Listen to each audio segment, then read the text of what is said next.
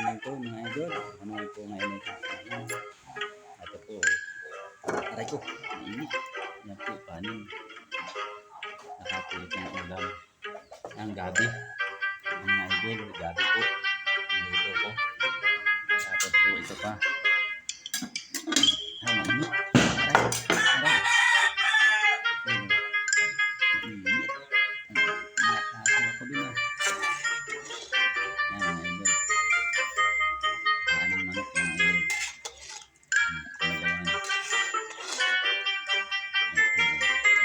Nakain po tayo mga idol. Init. Napaso ako ay. Init pa nga pala. Kinamay ko yung takip. Napakainit. Nauto ay mga idol. Nakakain naman po ako. Tulong po ng panin.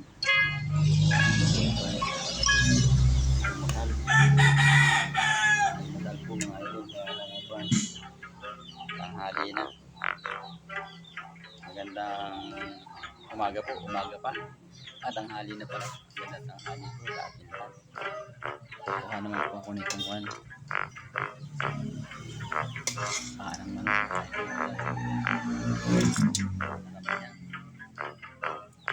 Yung bagay inasima namin. Inaasima nyo dito sa amin. Inaasima nyo dito sa amin. Sabi po ang luto lang yan ay adobo. Pero dito sa amin asin pwede na.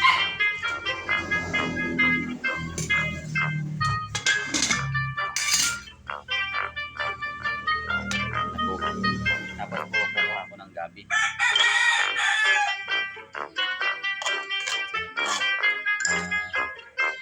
Sunog na yung ilalim. Ayan.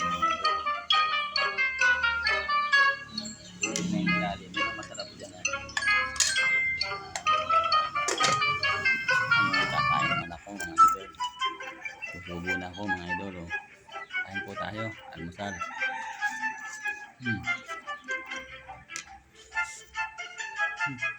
Mainit. Sabaw. Mainit. Sarap, mainit lang. Tapos ito yung paanong manok mga idol. Oh. Mainit. Mamaya. Hindi ko na ano, mainit. Kain po tayo. Ito po, sili oh. Nakainin ko yung sili. Halang. Napakahalang. Kahit yung paanong manok mga idol oh. Nakain ko ba kayo ito? Paanong manok? Masarap po ito.